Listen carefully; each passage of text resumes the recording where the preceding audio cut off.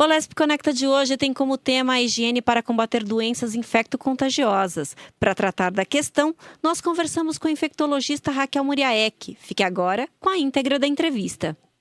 Desde que surgiu o coronavírus, o assunto tratado com maior frequência são os cuidados com a higiene. Isso porque, quanto mais asepsia, menor a possibilidade de contágio. Aqui na Assembleia Legislativa, tramita o projeto de lei 69 de 2020 do deputado Tiago Auríquio, que institui a política de sanitização de ambientes no estado de São Paulo, a fim de evitar a transmissão de doenças infecto-contagiosas. Para tratar da importância da higienização, falamos por telefone com a infectologista Raquel Muriaek, da Rede DOR. Doutora Raquel, seja muito bem-vinda à Rede Alesp. Eu que agradeço, Melissa, o convite de todos aí. Doutora, o que é a sanitização? Sanitização é uma limpeza adequada de um local específico. Quais são as principais doenças infecto-contagiosas que podem ser transmitidas pelo ambiente? Olha, infecto-contagiosa, você tem ambiental, você tem a maioria das infecções virais, elas são ambientais. Temos doença ambiental, que é uma das principais, são as doenças exantemáticas, todas elas. Uma principal que nós estamos agora e voltamos é o sarampo. É uma doença viral altamente contagiosa. E qual que é a eficácia desse processo de sanitização para reduzir essa incidência de doenças? Olha, uma principal projeto é sobre até a poliomielite, que a gente tem que fazer um controle de toda a parte ambiental, a rede de esgoto, controle geral de como estamos indo. E isso é necessário para evitar o retorno de doenças que eram mais controladas e que voltamos a perder o controle por falta de adequação disso e a entrada de pessoas que às vezes não vacinadas. Doutora, além desse processo aí, esse protocolo, podemos dizer assim, né, de sanitização do ambiente, tem outras formas de prevenir essas doenças? Olha, algumas doenças são com vacinas, outras seriam os cuidados, seria as desinfecções, as limpezas, a rede de esgoto adequada, ter uma parte, a gente fala, a gente não pode ter um ambiente vulnerável. Tem algumas doenças virais, na grande maioria, principalmente o sarampo, ela é considerada no mundo, pela Organização Mundial de Saúde, como uma doença de país vulnerável. Então, toda vez que a gente tem sarampo, a gente mostra a nossa vulnerabilidade. É importante lembrar, né, doutora, que a gente tinha erradicado doenças como o sarampo já há bastante tempo e com as pessoas deixando de se vacinar, ela voltou aí nos últimos tempos. Isso é uma questão extremamente delicada, porque as vacinas estão disponíveis no serviço público, né? Isso, é uma vacina tem a proteção quase permanente a partir da segunda dose. Então, e as pessoas deixaram de ser vacinadas ou os pais deixaram de levar seus filhos, principalmente a partir de 2010, 2015, motivo do surto agora de novo, né, da gente ter esses casos, é isso. Outra parte de sanitização importante é os controles dos criadores de dengue. Então, é uma doença que não é uma doença exantemática, mas que, por ambientalização, ela causa um aumento e uma discrepância, um surto que nós já estamos vivendo agora. A senhora sabe, eu tive dengue há alguns anos, né? Que eu não desejo para ninguém. E assim, a gente fez uma varredura na minha casa, eu moro numa casa, num sobrado. A gente fez uma varredura na casa inteira para ver se tinha algum pequeno foco da doença. Chamamos até o seguro para verificar todas as possibilidades e não encontramos. Ou seja, se o meu vizinho não tiver o mesmo cuidado que eu, não adianta, né? Isso, não adianta. O criador, que as pessoas esquecem, é que os esporos, né, os óvulos, né, da dengue, elas ficam mesmo viáveis, mesmo que você limpe o negocinho de água do seu vaso, ele continua lá. Precisa limpar com água e sabão. Sim. Tá? É a melhor solução, né, doutora? Sempre o água e sabão para tudo. Água e sabão. A gente está vendo aí que, assim, tá, nesse momento aí de coronavírus, está com uma falta do álcool gel, mas a gente não pode esquecer que a água e sabão é a melhor solução antes do álcool gel, né? Isso. Não, primeiro água e sabão. E nas oportunidades outras, você pode higienizar com água e sabão. Doutora, com álcool gel. Desculpa. Sim, o simples contato com uma superfície que tenha contaminação pode transmitir algum tipo de doença? Então, a superfície que ela esteja contaminada ou que muitas pessoas coloquem a mão e com não rotina de limpeza, ela é maior transmissão, porque a nossa mão, ela é o carreador de muitas doenças. Um tosse, quando você põe a mão você põe em qualquer lugar, um corrimão. Então, isso já leva à presença dessas doenças e a transmissão cruzada dela.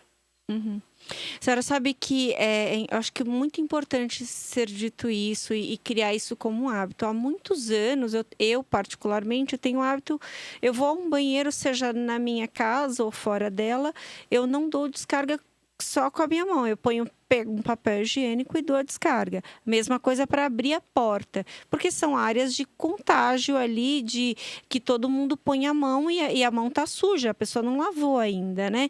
E eu vejo que nesse momento, nessa pandemia que a gente está vivendo, é uma boa medida que a gente pode adotar para evitar que a gente se contamine aí de alguma forma, né? Correto. Eu acho que a nossa medida dessas etiquetas, né, familiares, etiquetas sociais, etiqueta respiratória, que é o lavar a mão antes e depois de comer, antes e depois de almoçar ou de ir ao banheiro. Então, esses detalhes são importantes para melhorar. Do transporte público, né, doutora? Eu jamais chego em qualquer lugar do transporte público sem lavar muito bem as mãos. Isso eu já faço há muitos anos. E aí eu me surpreendo. E eu me surpreendo das pessoas não terem isso como um hábito, né? Não tem.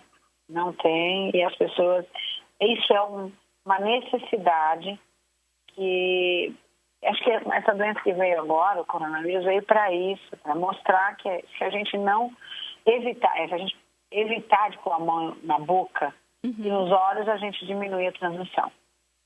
Sim, a gente poderia, por exemplo, erradicar, não sei se seria erradicar o caso, mas, por exemplo, doenças que são também contagiosas e que a gente acaba, por conta desse hábito de pôr a mão suja nos olhos, acaba pegando, por exemplo, a conjuntivite, que a gente poderia evitar, né, se tivesse mais cuidado, né? Isso. Então, assim, na época dessas transmissões virais, nós temos todas elas, e uma delas, que é a conjuntivite viral, ela é altamente transmissora através do carregamento da mão. Então, isso é o maior cuidado que a gente tem que ter. Principalmente aquelas pessoas que usam lente, né? Sim. Que horrível usar lente. Doutora, se eu tô com uma doença contagiosa, quais são os cuidados que devemos tomar para não contaminar outras pessoas?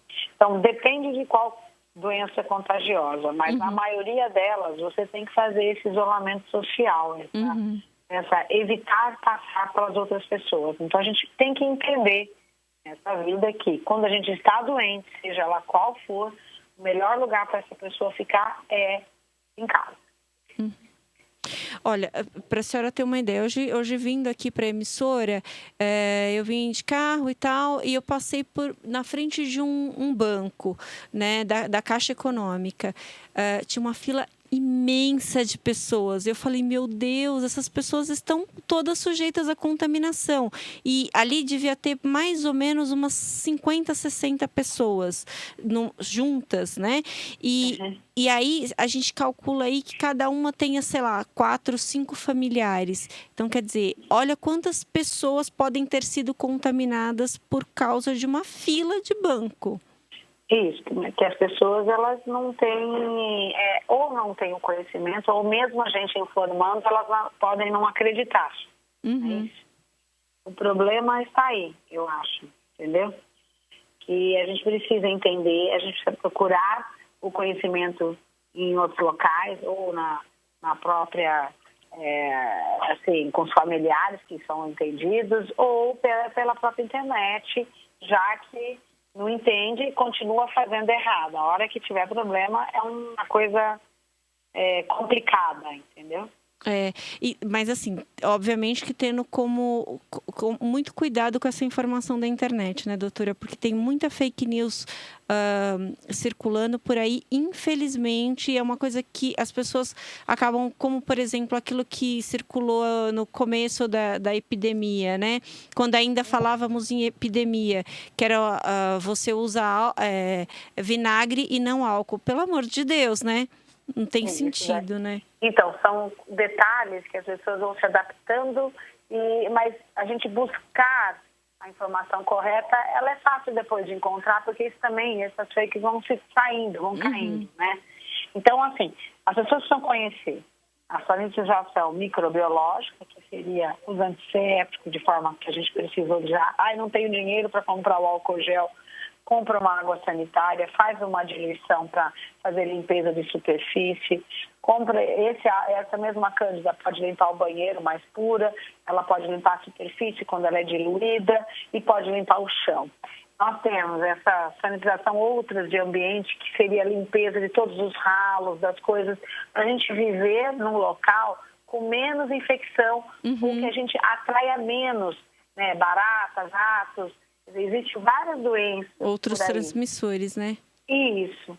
Então, são detalhes que eu acho que é controle e necessidade hoje, que são partes do dia a dia de cada família.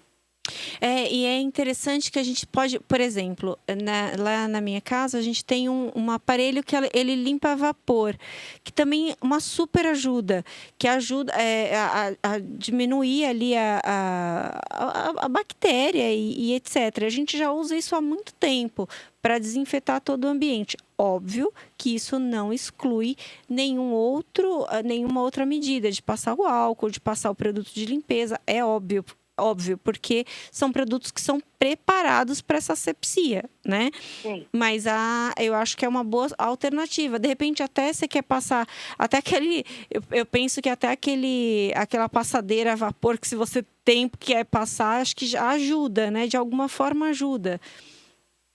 Né? Isso, já. Assim, qualquer coisa que você fizer com água e sabão, tá? Então já está de bom. Então, já resolve, entendeu, Melissa? Então, eu acho que a população, se não tem um outro conhecimento, limpando simples já ajuda, entendeu? Doutora, no caso do coronavírus, como que a higienização de ambiente deve ser feita para evitar a propagação? Olha, são várias formas de limpeza. Então, se você pode resumir em poucas, por exemplo, lavar bem as mãos antes de qualquer coisa que você vá fazer. Não deu para lavar a mão. Então, aí usar um álcool gel. Dentro da sua residência, abriu a porta, troca o sapato, tire, vá tomar um banho, lave as mãos, para poder pegar no seu familiar ou de forma a conviver em casa. Mais outra coisa, separe os panos para limpeza de ambientes. Cozinha com pano, sala outro pano, quarto outro pano. Por quê? Senão você vai carrear, vai fazer a transmissão do que você tiver em cozinha para quarto e para sala. Outra coisa, principal coisa de tudo, na maioria, é não colocar a mão no rosto e nem nos olhos. Porque isso é o que você vai transmitir para você e poder ficar doente. Então, tem desinfetante, tem a cândida, tem diluição para superfície, tem o álcool comum. O álcool gel, ele é diluído em água. E ele tem a 70% e ele tem aquele efeito de, a gente fala, desnaturação de proteínas na pele. Isso ajuda a manter um efeito residual desse álcool. O álcool a 80, a 92, a 98 todos eles puros, eles evaporam muito mais fácil. Então, ele não tem muito efeito. Mas se você lavar o ambiente, passar água, você secar, passar um álcool, que seja um álcool 92, ele já ajuda. Limpar a sua bolsa. A gente esquece de limpar a bolsa. Olha que interessante. Quando entra em casa. Porque ela também entrou em tudo quanto é lugar. Então, passar um paninho com álcool e nessa bolsa já ajuda você a diminuir o carreamento, seja viral, seja bacteriano, qualquer coisa. Doutora, a gente vai para um rápido intervalo e daqui a pouco a gente volta com esse assunto aí. Neste primeiro bloco, falamos sobre a política de sanitização de ambientes para evitar o contágio.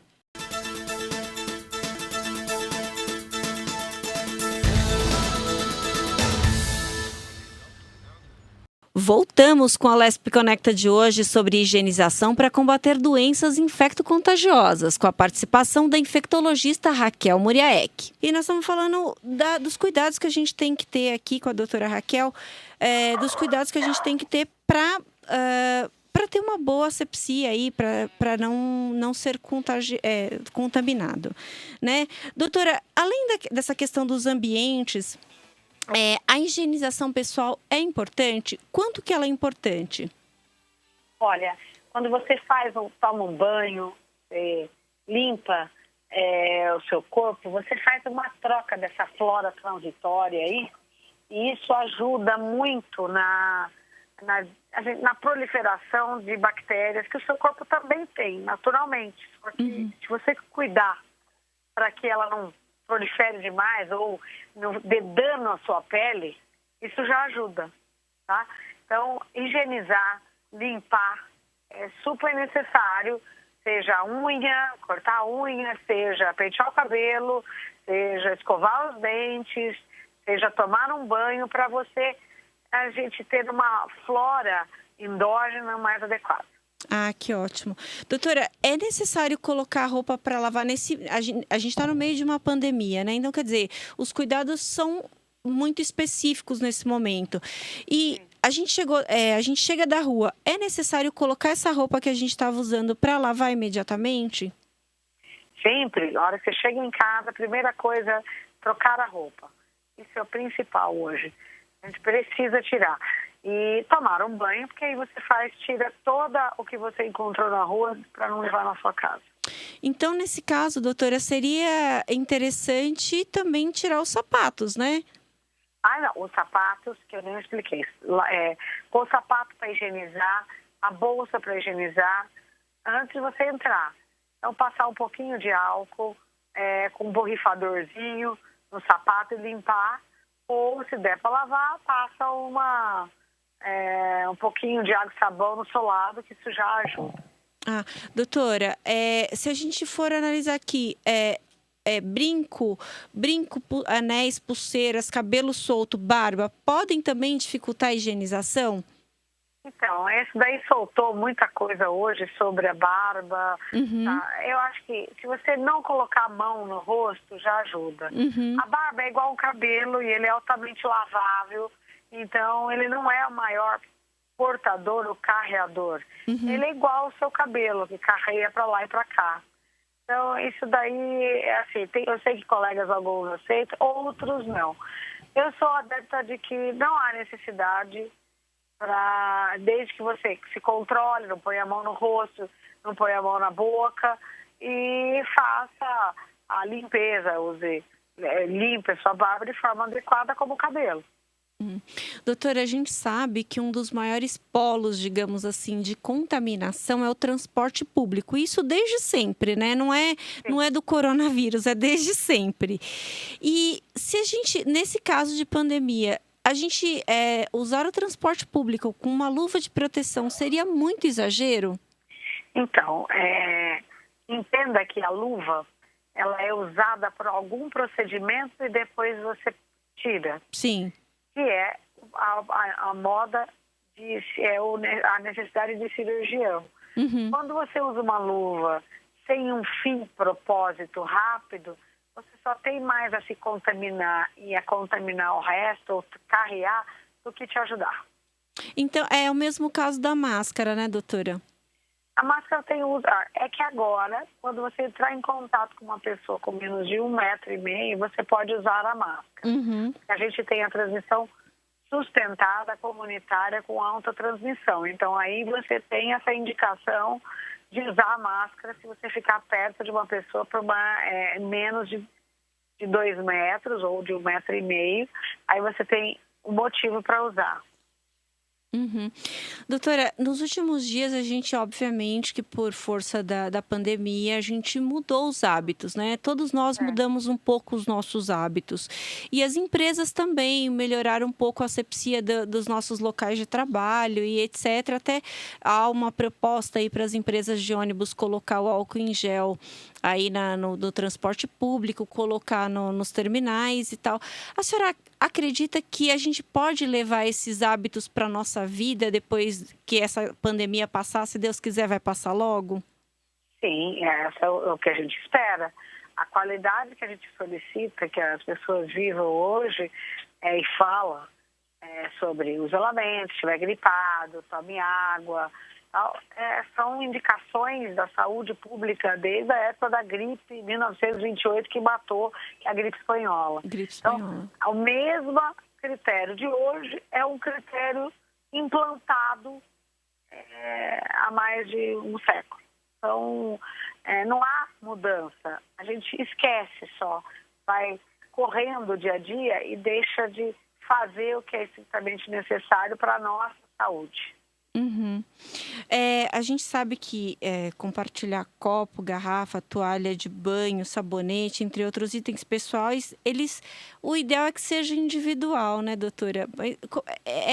Esse é o recomendado mesmo? Como é que funciona essa questão? O quê? Não ouvi, desculpa. Copos, garrafas, toalha de banho e sabonete. Não tem só uma doença para transmitir. Uhum. Existem outras transmissões.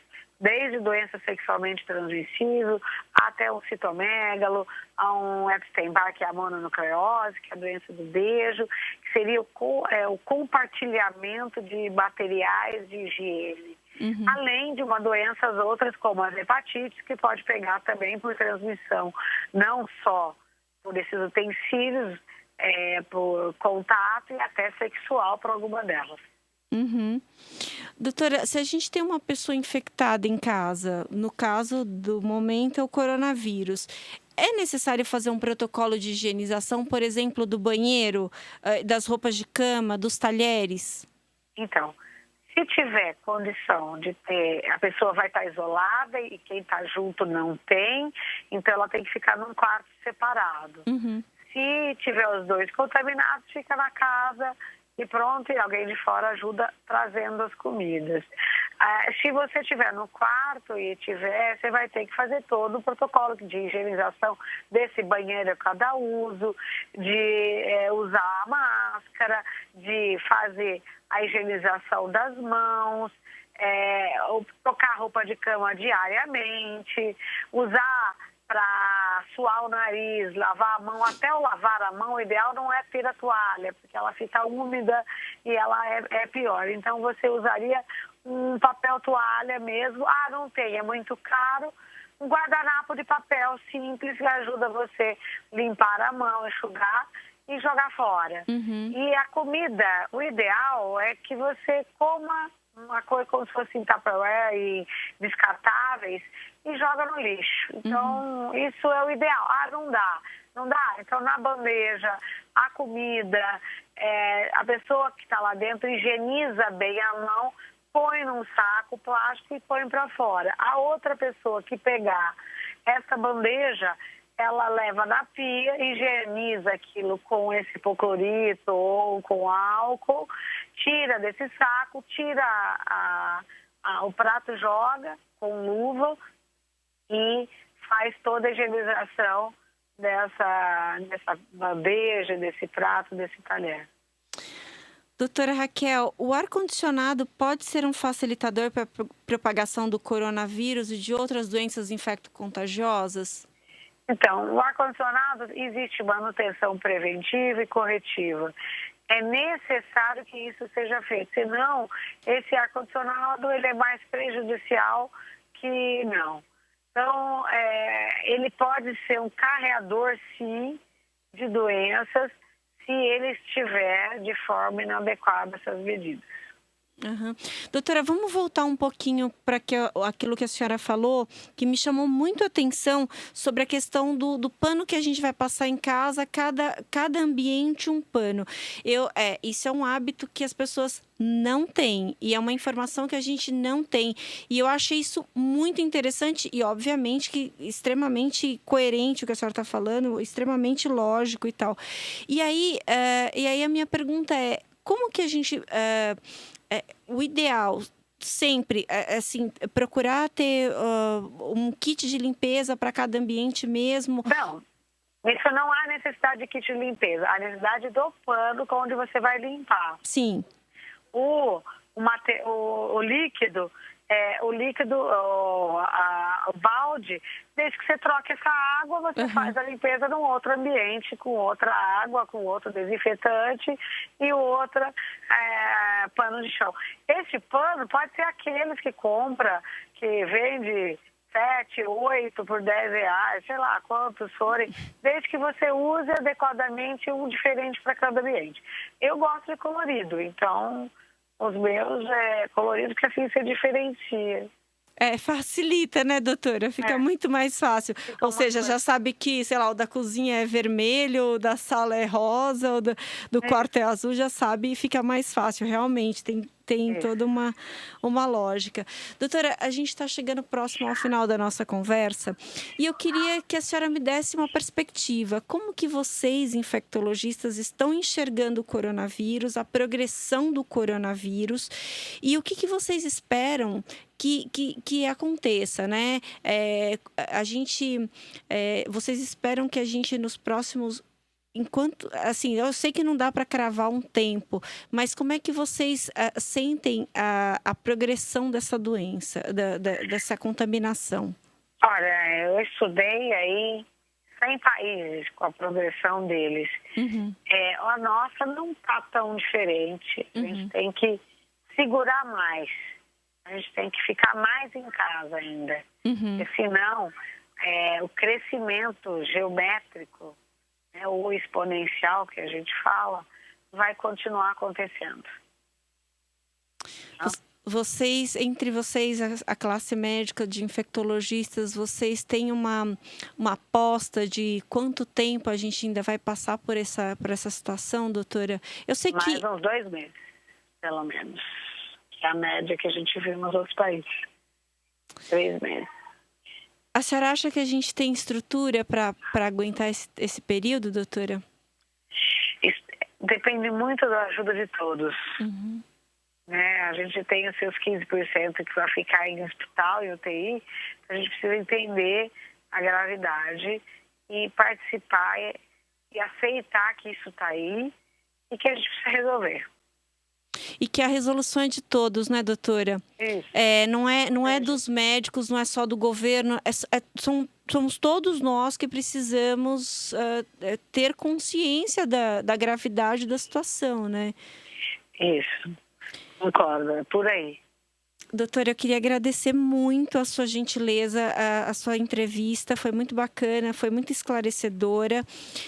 Esperamos que em breve a gente possa se abraçar, se beijar e voltar à nossa vida normal. Muito, muito obrigada, doutora.